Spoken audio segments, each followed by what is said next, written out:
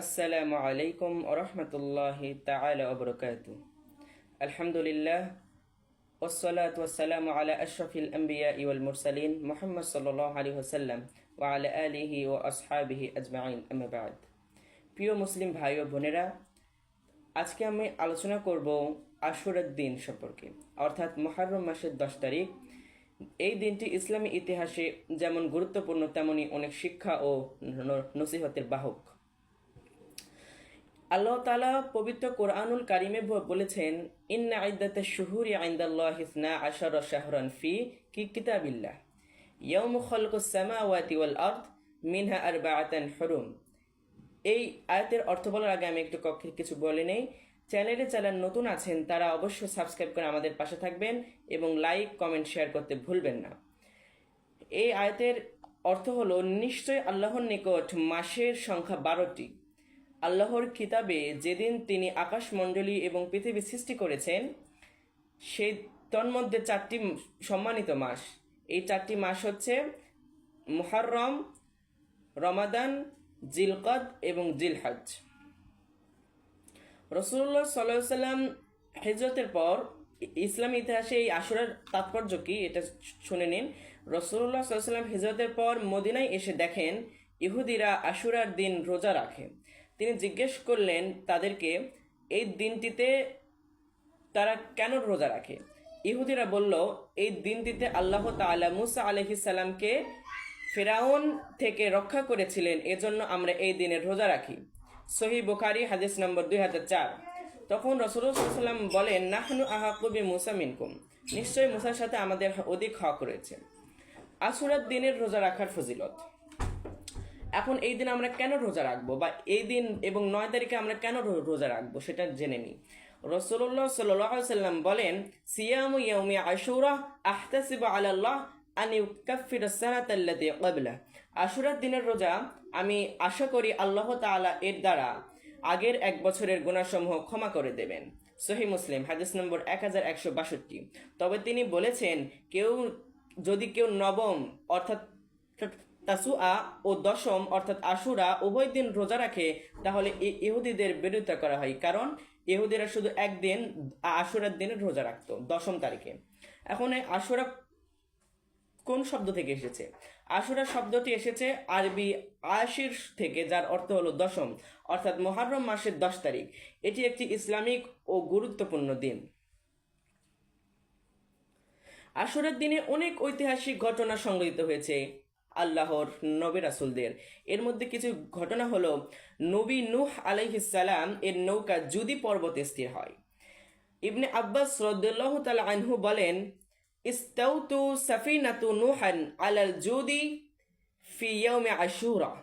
নূহ আলাইহিস সালাম এর নৌকা আশুরার দিনে জুদি পর্বতের উপর থেমে যায়। তাফসিরে ইবনে কাসির।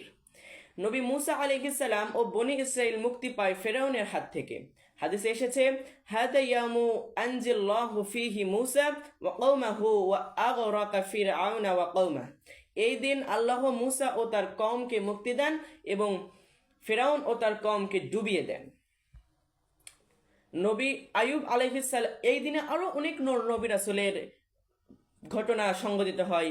সব বর্ণনা করা সেরকমভাবে সহজ নয় বা সম্ভব নয়, তবে সংক্ষিপ্ত করে আমি বলতেছি।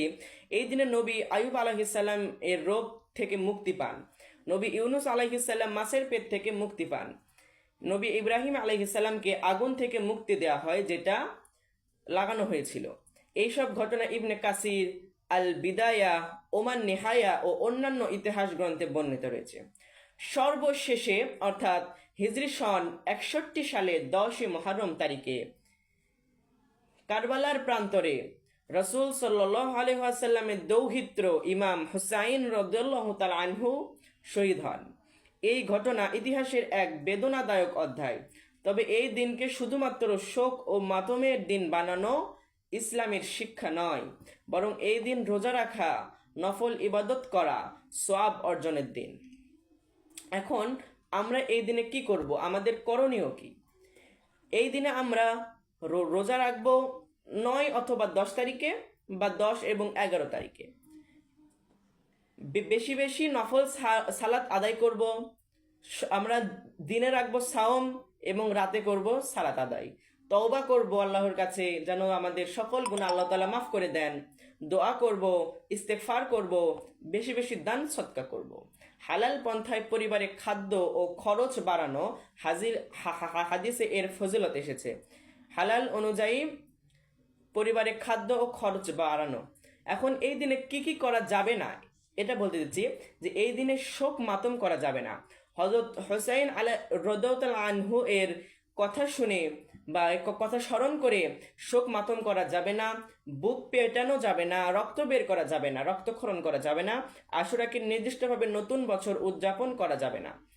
সম্মানিত ভাই ও বোনেরা, আশুরের দিন আমাদের জন্য একটি শিক্ষা ও অনুপ্রেরণার দিন। ইতিহাসের অনেক বড় বড় ঘটনা এই দিনে ঘটেছে। রাসূল সাল্লাল্লাহু আলাইহি সাল্লাম নিজেই এই দিন রোজা রেখেছেন এবং সাহাবীদেরকেও রোজা রাখতে উৎসাহ দিয়েছেন। তবে তিনি একটি রোজা নয়, কমপক্ষে 2টি রোজা রাখতে বলেছেন, কারণ একটি রোজা ইহুদিরা রাখে আর ইহুদি চেয়ে আমাদেরটা আলাদা হওয়া দরকার বা উত্তম বলা হয়েছে। আসুন আমরা এই দিনটি সঠিকভাবে পালন করি, রোজা রাখি, ইবাদত বন্দী করি এবং অতীত থেকে শিক্ষা গ্রহণ করি।